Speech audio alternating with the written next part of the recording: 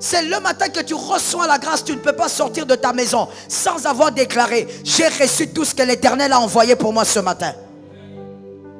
Ce n'est pas par hasard que vous allez à 10 pour une interview. Vous faites, vous partez, on appelle les autres. Toi, on ne t'appelle pas. Comment on t'a pas appelé? Il y avait 10 personnes, on a appelé 7. Toi, tu fais partie des échecs. Pourquoi toi, tu fais partie des échecs? Tu as toujours un mari fatigué qui vient à la maison en train de se plaindre. Tu sais, ça n'a pas marché. Donc ton mari, ça ne marche jamais. On prend les autres, mais pas ton mari. Mais pourquoi? Pourquoi pour les autres femmes ça marche? C'est seulement ta femme qui rate toujours tous les tests. Pourquoi? C'est le matin que Dieu te donne la protection du jour.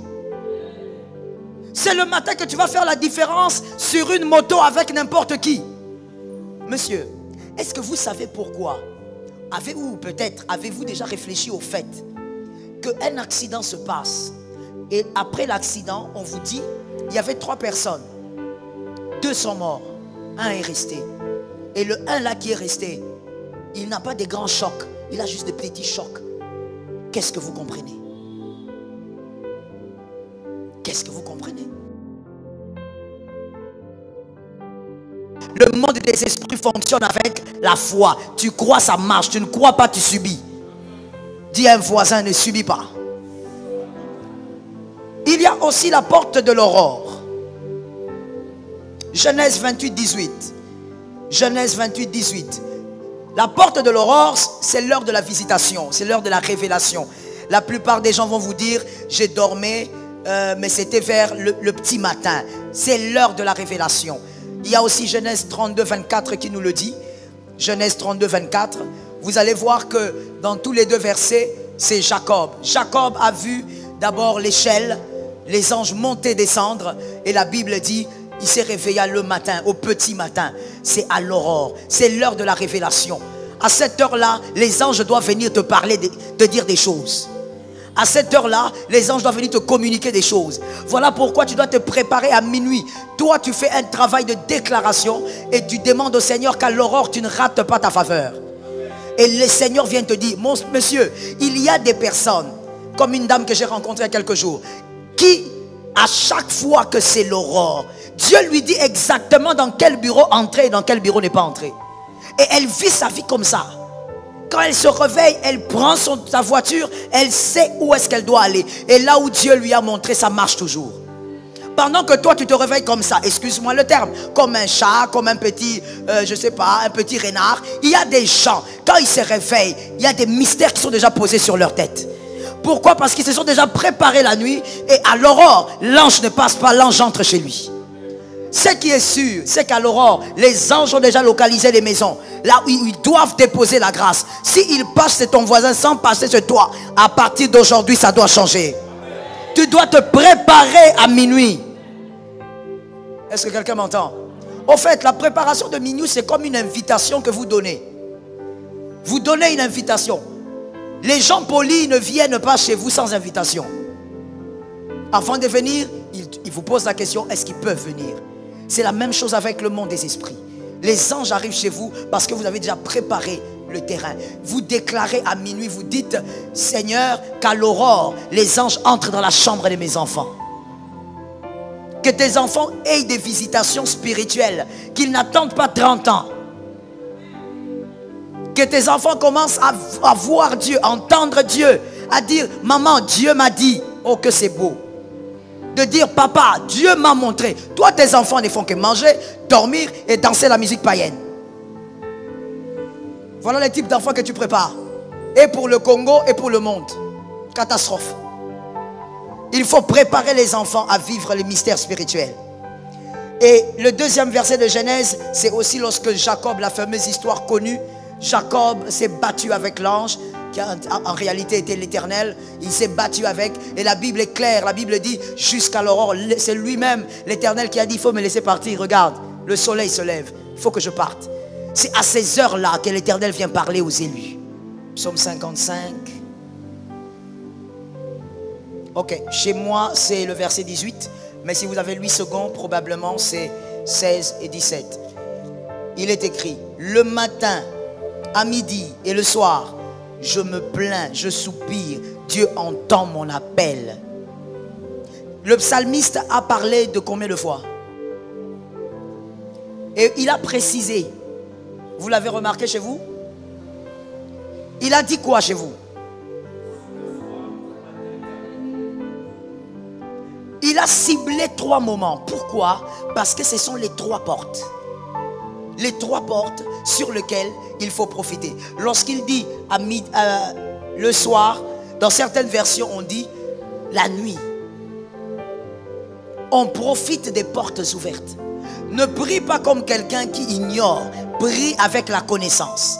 Et ça va t'aider à bien prier. Plusieurs orateurs ici ont dit, il faut prier. Il faut prier. Il faut s'élever en prière. Mais on ne prie pas n'importe comment. Sinon un jour tu vas dire, j'ai trop prié, je n'ai rien vu. On ne prie pas n'importe comment. On prie sans cesse, mais avec stratégie. Est-ce que quelqu'un m'a entendu? On prie sans cesse, mais avec stratégie. Ça ne doit pas te rater. Monsieur, est-ce que vous savez pourquoi? Avez-vous déjà réfléchi au fait qu'un accident se passe et après l'accident, on vous dit, il y avait 3 personnes. 2 sont morts, 1 est resté. Et le 1 là qui est resté, il n'a pas de grands chocs, il a juste des petits chocs. Qu'est-ce que vous comprenez? Qu'est-ce que vous comprenez? Écoutez ce que le rationnel va vous dire. Non, mais c'est certainement que la percussion était du côté des 2 autres. Lui, il était épargné parce qu'il était vers le chauffeur. C'est pour ça. Ce ne sont que des mots. La réalité spirituelle est tout autre. Celui-là, c'est le seul qui était protégé. Les autres n'étaient pas protégés. Mais comment est-ce qu'il a été protégé? Est-ce par les prières de son père? Est-ce par les dîmes? Est-ce par les offrandes? La Bible dit, il renouvelle ses bontés. Dis-moi ça avec autorité.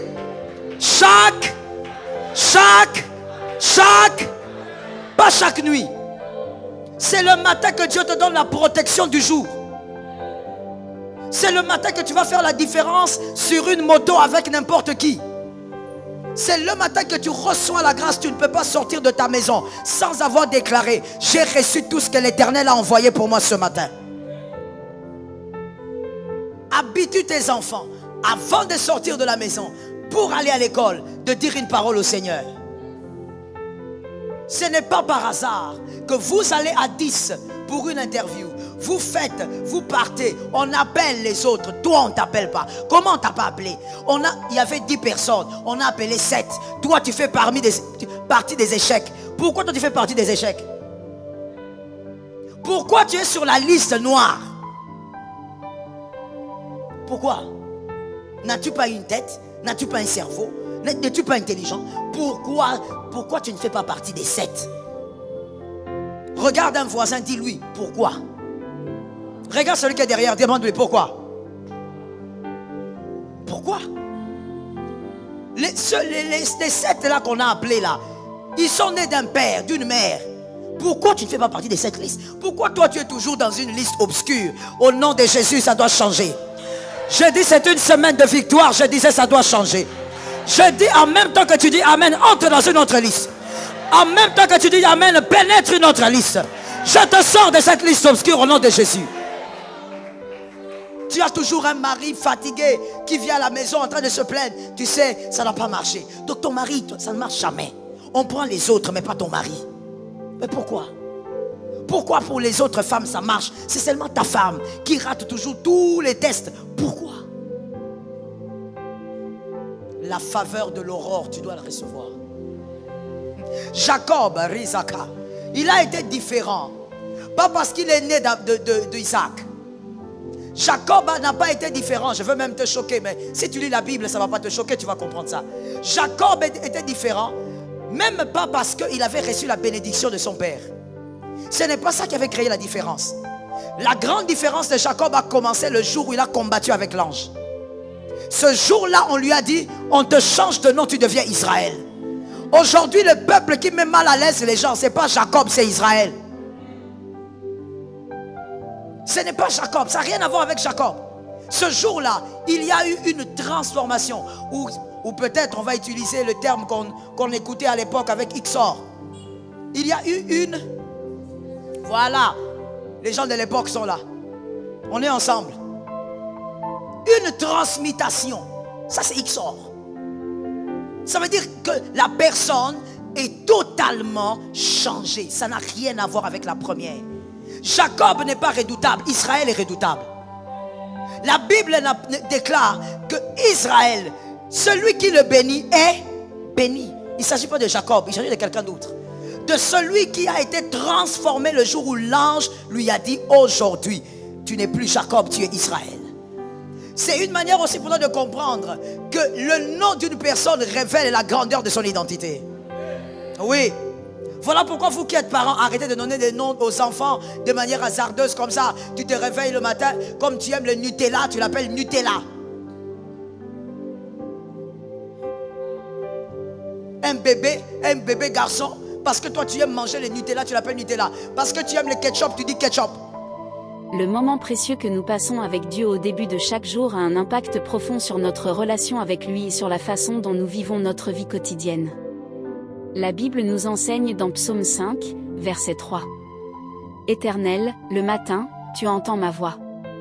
Le matin, je me tourne vers toi, et je regarde. Cela nous montre que le matin est un moment propice pour nous tourner vers Dieu, lui confier nos préoccupations et chercher sa direction. Prier le matin nous permet de commencer la journée en mettant Dieu au centre de notre vie. En plaçant notre relation avec lui en priorité, nous établissons une base solide pour affronter les défis et les tentations de la journée. C'est aussi un moment idéal pour rendre grâce à Dieu pour les bénédictions de chaque jour. Le matin, notre esprit est souvent frais et notre cœur est ouvert à la réflexion et à la méditation.